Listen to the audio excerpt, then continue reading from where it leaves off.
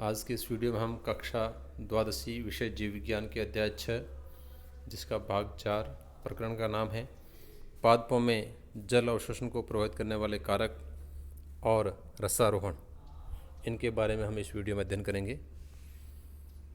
जल अवशोषण को प्रभावित करने वाले कारक। जल अवशोषण मुख्यतः निष्क्रिय अवशोषण विधि के द्वारा होता है और जिसमें जो कारक प्रभावित करते हैं उसमें पहला कारक है प्राप्य मृदा जल यानी अवेलेबल सॉइल वाटर, यानी मृदा में जितना जल उपस्थित होता है उसके संदर्भ में हम बात कर रहे हैं। मृदा में उपस्थित सभी प्रकार का कुल जल पौधों को उपलब्ध नहीं होता, यानी जितने प्रकार का जल होता है वो सारा और पौधों को उपलब्ध नहीं होता।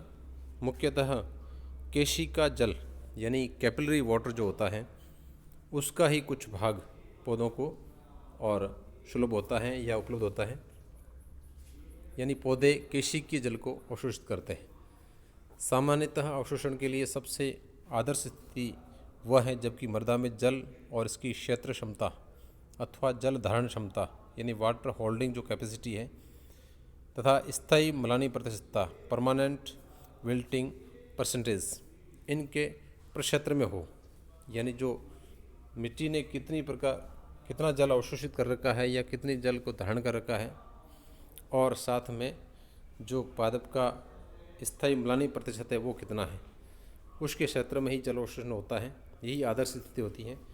जल धारण क्षमता, इसका अर्थ होता है गुरुत्व बल द्वारा मृदा से निष्कासित अतिरिक्त जल की मात्रा के पश्चात मृदा में शेष बची जल की मात्रा, इसको ही हम जल धारण क्षमता या क्षेत्र क्षमता कहते हैं। यानी जो जल जो मृदा ने या सॉइल ने कैप्चर कर रखा है, होल्ड कर रखा है बहने के बाद, वही जल धारण क्षमता होती है उस मृदा की।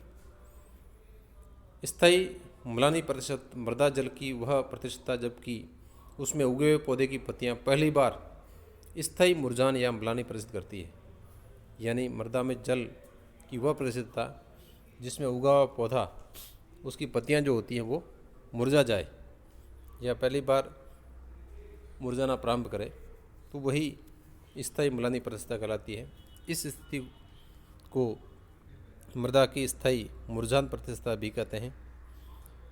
दूसरा जो कारक है अवशोषण को प्रभावित करता है वो है मृदा वातन, सॉइल एरेशन।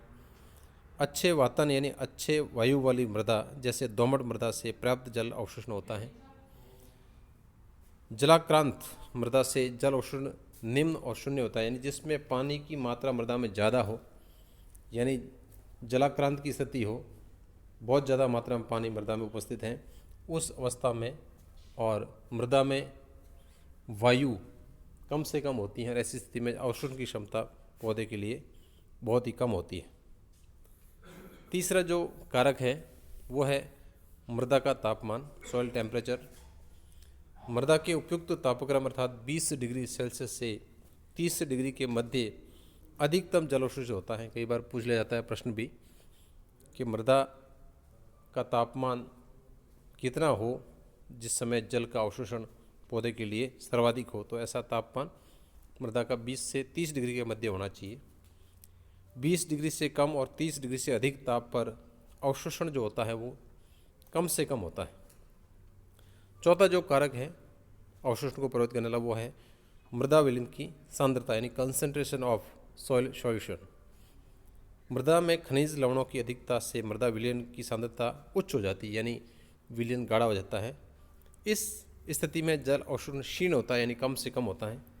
इसकी तुलना में तनु मृदा विलयन वाली मृदाओं में जल अवशोषण है वो अधिक होता है, क्योंकि तनु विलयन में खनिज लवणों की जो सांद्रता होती है वो कम होती है, विलयन ज़्यादा पतला होता है, तो ऐसी स्थिति में और अवशोषण की दर ज़्यादा होती है। अब है रसारोहण। रसारोहण जो पौधे एक रस के रूप में जल और खनिज लवणों या पोषक तत्वों को एक मिक्सर के रूप में अवशोषित करते हैं।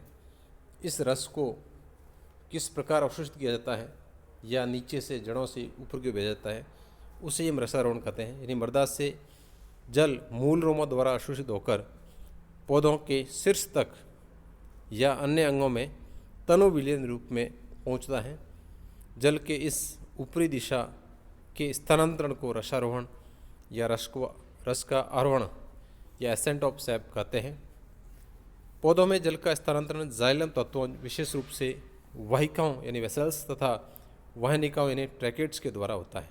यानी जो जल रस के रूप में ऊपर की ओर जाता है, अवशोषित होता है, वो वाहिकाओं के द्वारा और वाहिनिकाओं के द्वारा, जो कि जाइलम के तत्व या घटक होते हैं, इनके द्वारा अवशोषित होता है। आज के इस वीडियो में हम इतना ही पढ़ेंगे। अब हैं इसके अभ्यास प्रश्न। पहला है रसारोहण किसे कहते हैं। दूसरा, स्थायी म्लानी प्रतिशतता क्या होती है। तीसरा, जल धारण क्षमता क्या होती है। और चौथा प्रश्न है, जल अवशोषण को प्रभावित करने वाले कारक कौन कौन से हैं। आज के इस वीडियो में हम इतना ही पढ़ेंगे। धन्यवाद।